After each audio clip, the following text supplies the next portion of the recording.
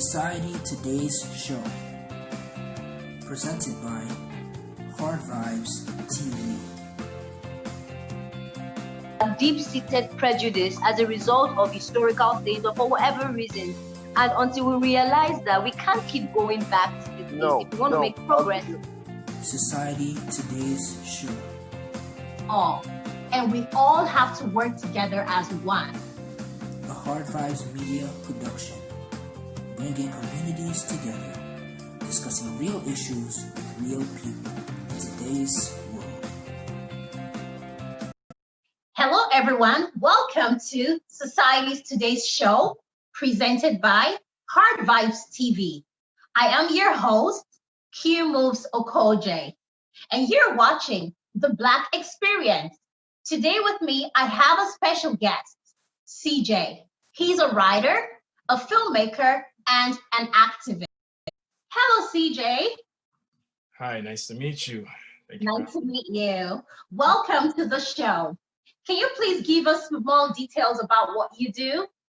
Well, my name's CJ Mares, 22 years old. I'm currently managing my own film production company, independent production company, and also writing a book about racism as well. My plans and desires are just to film and write and, create equal opportunities for Black people in the industry. Nice. That's amazing. Good for you. Thank you. So recently, I have seen your passion for activism as you have recently led the Peel Region Black Lives Matter protest, right? Can you tell us more about that? Yeah, me and my co-organizer, we came together with this idea to have a march, especially after what happened with myself and what was going down in the States, and then also bringing some awareness to the racism in the Peel District School Board. I was a student in the Peel District School Board for 14 years, so I've seen it firsthand. I've had many stories, and back in the day when things like that happened, it was brushed off aside as just, something small, something little. But now the Peel Board is blatantly being extremely racist, and there have been reports coming out that they are refusing to teach Black history in schools. They're allowing more police in schools and segregation in classrooms and not enough Black teachers. Just overall no support for Black people. And we came together with the idea to march against that. And with everything else that was going on, it just felt like the perfect time to do it. Nice. So tell us, what is the goal behind this protest? Well, the main goal. Well, pretty much we want to have our voices heard, our concerns heard, but also get the people in power that are allowing this racism in this systematic way in the schools to, step down, have them be replaced. We want more appreciation of our culture and our history, our people's upbringing, and learning more about our history in schools and having more respect for us, and getting the police out of our schools, because it's pretty traumatizing to see a police officer at like age 10, 11 in the school. Like, we shouldn't be subjugating our kids to that. Our goal is to change the system, and racism, like I said at the march, I believe it really starts in the education system. So the goal is to start there. That is probably the root of the problem here, and then we work our way up from there. Amazing. Thank you. So now, a lot of people in other races, they don't really understand why the Black community is making so much noise about this. Mm-hmm. You know what I mean? Like, they're wondering, why the hype? Why so much noise? They don't get it. They don't really understand. So can you explain for them to understand the reason why we're doing this? Well, I think people are sick and tired of being sick and tired, This isn't new. And I think these people are very blind, and they're not willing to accept the fact that this has been ongoing. The fact that people are out here marching and protesting should already be enough proof. We're not just doing this because, we're sensitive or it doesn't exist. The proof is that the people are there and they're voicing their concerns. Millions and millions of people, of our people, have so many stories, racist encounters, and everything's coming to light now. We shift the culture as a race. We control the music industry. We're the trends in the film industry. We're just a trend in general. You know what I'm saying? So we have had our stories told, but at the same time, there's so much more that needs to be, expressed, and so many issues that need to be talked about. And now we're coming together with the help of social media, especially, and voicing our concerns in a way that the generations in the past weren't really able to do. And now it's just a wave of knowledge, a wave of support and unity in different ways that we've never had before. So, now I believe that the younger generation, especially, they're now coming up and voicing their concerns more. They've had enough too. And it's something that our grandparents, our parents, and onward can relate to. So for these people, they may not want to accept the fact that this exists and that this is happening, because they may even be a part of the problem themselves. They may be the ones doing, subjugating people to racism, racist remarks, or whatever. Also, the system may benefit them in a way that it doesn't benefit us. So they're refusing to see that, like white supremacy and just white privilege. I don't expect a lot of white people to really empathize with what we're going through. There are obviously some, and we appreciate you, we love you. But at the same time, the system is made to benefit them. I don't expect them to be the bigger person and be like, oh, racism does exist. So, we're speaking against it. Good. Mm-hmm. I love that. Thank you. So I always have this saying that nobody's born racist. Mm-hmm. It is something that's learned. So now we're all talking about trying to enlighten and educate kids right from when they're young. Yep. What do you have to say about that? Well, I think the Peel March was a very good turnaround for that, because now we target education systems. If we were taught our history and our true lineage from a very young age, from when we started school, things would be a lot different, you know what I mean? But the system is made not to benefit us. And like I said, it starts with education and it works its way into post-secondary, the workforce, and just society in general. So we got to work our way up. We can't just say throw the whole system away. We got to go piece by piece, because this is going to be a very long process. So I believe starting with schools would help us a lot. I think if we're taught our history and our worth more, which we're kings and queens. If we knew that from a very young age, maybe there wouldn't be so many gangsters in the streets shooting each other, or so many people addicted to drugs, or so many people lost in social media. If we all knew our worth and knew where we really come from, I think people would have that, courage, but also the strength to continue the fight that our ancestors fought as well. Wow. That is deep. You're so right. Thank you. Whoa. So, I'm going to say this. We're going to take a little break. Mm-hmm. So when we come back, we're going to talk about your personal experience. Yes. Because I know you had a personal experience that just happened recently, yes. Right? We're going to talk about that experience that happened to you in regards to racism, right? Mm-hmm. So we're going to take a little break now, and we will be back. All right. Sounds good. This week on Tea with Cottrell. First question is, how do you manage your business and family? Like, you have how many kids again? 4. She has 4 kids. I can't even manage the 2 kids that I have, and you have 4, and you're running a business. Tea with Cottrell, a Heart Vibes Media production. Meet Cottrell, a wife, mother, entrepreneur, Christian, and music artist. Join Cottrell on her new show, Tea with Cottrell. Available now on Hard Vibes TV, as she uses her voice to empower and enlighten you on sensitive issues we tend to ignore.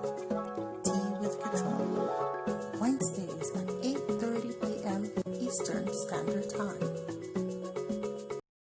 Welcome back, everyone. So, CJ, you had experienced violence from your white neighbor recently. Can you tell us about that? What happened? Well, I'm going to say there was a big misconception. He was actually not even white. He was actually Indian, Indian resident. So, and he's actually not even my neighbor. I'll go into the story with what happened. So pretty much, my neighbor is it's a woman, Indian woman, and we don't really talk to her. She's been our neighbor for about a year or 2 now, and she just keeps to herself. So we don't really say anything to her like that. We don't really talk to her, acknowledge her. One day there was a woman on her porch, and I assumed it was her because I came home one day from getting food with my cousin. He dropped me off. I didn't look at her or say anything because we're not really close like that. But I did see the woman at the corner of my eye. Didn't really think much of it because I thought it was her. It turns out that woman was the daughter, and the daughter she doesn't come over all the time. The parents are split. So she comes over sometimes and then goes back to the father. Now, I don't know what was said, I don't know if it was the mother or the daughter. They somehow got in contact with the father, who is divorced with the mother, and he came over drunk and got into a fight with them. Then he stumbled over to my home, and then that's where the video pretty much picks up from there. So if you see in the video, he started calling my mother racial slurs. He called her the N-word. He called us porch monkey. And it's not all on video where you see him say the N-word. He said it a good 20 plus times. I'm not even kidding to you. But he tried to break into the house. He tried to walk to the side, try to break into the windows, the side door. He tried to come back to the front, try to break into the front. And this whole entire time, the security camera was filming it. So I said, let me get my phone footage, go on the balcony and film him. And my sister was in the home as well, my younger sister, and she called the police. Now, this whole time we're waiting for the police, he's trying to break into the home. He's saying that he's going to kill me directly, which I got on video. And he's making accusations saying that you guys, people in this house are talking to my daughter. First, when he first came to the home, it was a general statement. He said, people in this house. Then he directed it to me, then he directed it to my mom. I'm like, where are you going with this? You know what I mean? So his argument had no valid point. He was drunk. That doesn't excuse what he did, but he came over and he continued to threaten to try and kill me. He said he wanted to break into the home and then kill everybody in the home. He said a whole bunch of craziness. While this was happening, I was filming it and I had it on my phone on live stream because I wanted people to see what was going on. And, you know, I was very angry, as you can hear in the video. You know, in a situation like that, I really wanted to go out there and, you know, beat him or, you know, defend my family because my father wasn't home.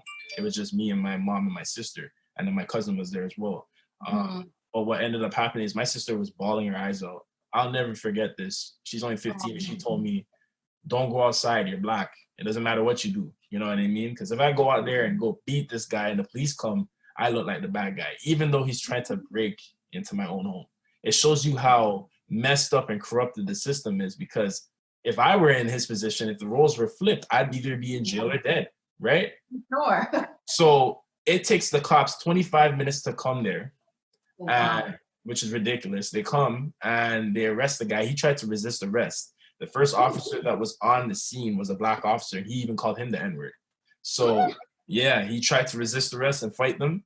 About 4 or 5 cruisers and trucks pulled up and they charged him with a hate crime. He's a repeat offender. It turns out that he's done things like this before. And he was in holding on bail for a week, and then now he's currently on house arrest. He's most likely probably going to get off, even though he's a repeat offender. But it's showing you how corrupt the system is, because he should be in jail right away. Lock him up. You're a repeat offender. All the proof is there. It's not like I said this happened. The video proof is there. And after this whole incident happened, my family's, they're still concerned. They're still scared. I took the footage, and since I have a background in film and writing, I said, I want to get this out there. I want people to know that this is going on. I've been an advocate saying racism exists in Canada for years, but people always tell me, no, it doesn't. That's just an American thing. So I said, all right. I took that footage, I edited that same video, put it out, and it blew up. It went all over the GTA, all over Canada, and American politicians are now commenting on the video, which is ridiculous. So ever since then, you know, just been in the mix with the racism discussion here. And the crazy part about it was this same night that this happened, George Floyd got killed the day before. Regis, the mentally ill Toronto woman that was thrown off her balcony, literally happened the exact same time that this happened to me. Yes. So it was a pretty eventful week, probably the most draining week of my life, because just so much was going on. And even now, like, I'm still, you know, when I'm talking about the story, it's still unbelievable to hear that this happened. But at the same time, I'm glad that we can have this discussion. Yes. Wow. I don't even know what to say, honestly. Ridiculous. It must have been really scary for your family to have experienced that. They were very terrified, rightfully so. I was more angry, you know what I mean? I wasn't really concerned with him. Like, I wasn't concerned with what he was gonna do. I was just angry that you had the disrespect to come to my home and say things like that. And it felt like the system that is supporting this racist behavior affected him even better or affected him directly for him to think that he can come over and say that. That's why in the video I said, you come from me, because all life started in Africa.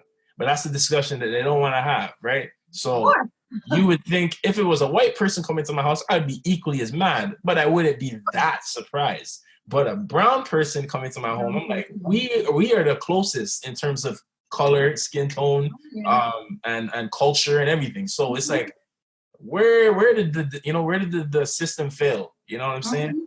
And it's unbelievable to me, to be honest. And just in house arrest, nah. Yeah. That's not enough. And he's still working. He's still employed, you know. No. It's ridiculous. We have a petition signed to get him fired. We have about 3,000 signatures. I was waiting to get to 5,000 to, have him, We're gonna put the link. We're gonna put the link down there. Sure. I appreciate it so much. Yes, for sure. So we're gonna show the video. Let's see the video right now. Okay. About your experience. Okay?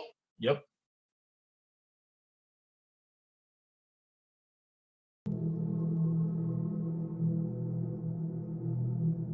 I appreciate the niggers making comments about my. So as you guys can see, we just saw that video. That must have been really scary, especially happening right in your neighborhood. And being targeted because of your skin color as well. Yep. I can't even begin to imagine how terrified you and your family must have felt at that particular time. It's ridiculous that I don't even know what to call it, a lie or an assumption. Because even if I did say hello to the daughter or just said hi, you're my neighbor, you know what I mean? Like you're there. I can't acknowledge you. I think it's a form of entitlement. On his side, he's looking at it like, how dare a black person say hi to my daughter or say anything? Or maybe she lied and said, oh, he tried to talk to me, he made a gesture at me. I'm not that type of person, to be honest with you. Like I said, I keep to myself. I'm more, behind the scenes with what I want to do with film and stuff like that. I'm not the type of person to go up and be like, hey, but even if that's the case, that's not an excuse. Exactly. If you heard a lie like that, and then he was angry about it and he wanted to talk to me about it, which is still like, you don't really have a right to do that, but you come talk, be respectful, be civil, and then I tell you what happened, nothing happened, and we'll be like, okay, but you don't come like that, you know what I mean?